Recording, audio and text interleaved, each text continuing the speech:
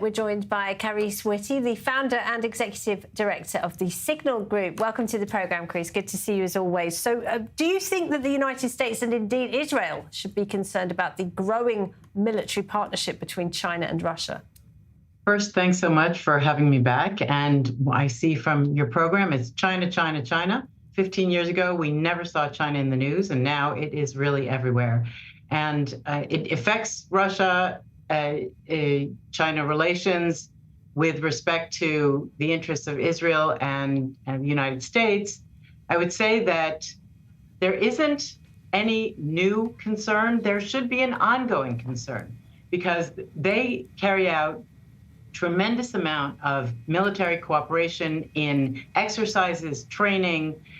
They carry out joint military,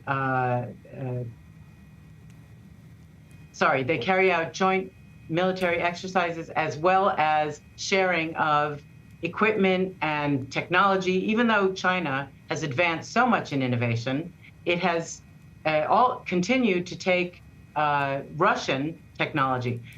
Russia, on the other hand, has been playing China and US off each other. And it was very obvious that Trump was trying to pull Russia away from Xi and from China. Xi Jinping was very concerned that there was some potential for that to take place. And the relationship is very much at the Lear level.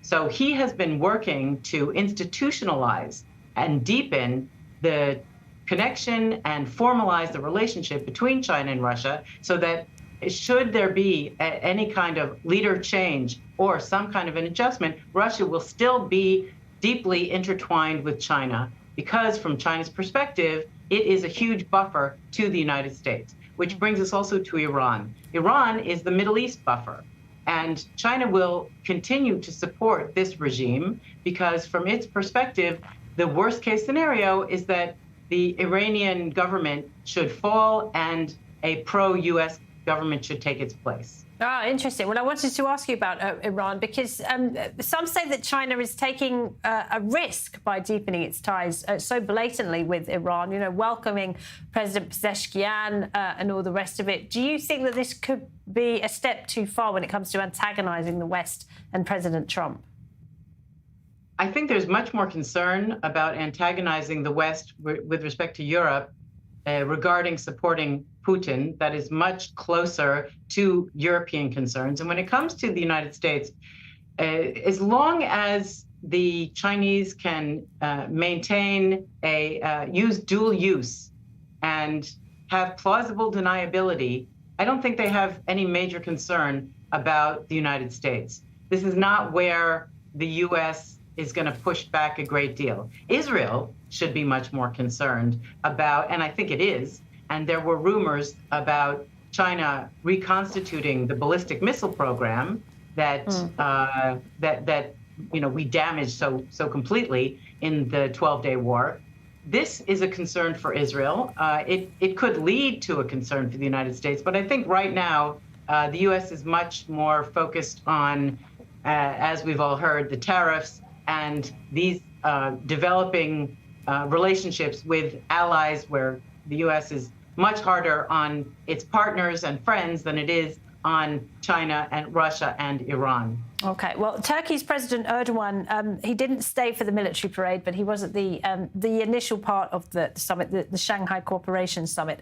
How would you characterize Beijing's relationship with NATO member Turkey, a country which is increasingly hostile to Israel? This is a very problematic and intricate relationship. When Turkey was suffering from 600% inflation, China came to the rescue.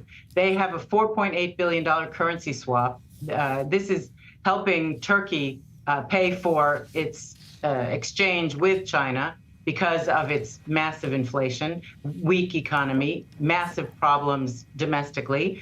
And it is benefiting from the fact that China is interested in moving west and capturing the attention of a NATO country.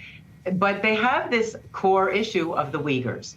And before COVID, around 2019, Turkey was very critical of China for the way it was handling the Uyghurs. There were rumors of concentration camps. That issue has been swept. So, Carice, I'm so sorry, we're out of time. I would love to continue the discussion, but we are out of time. Carice Witte.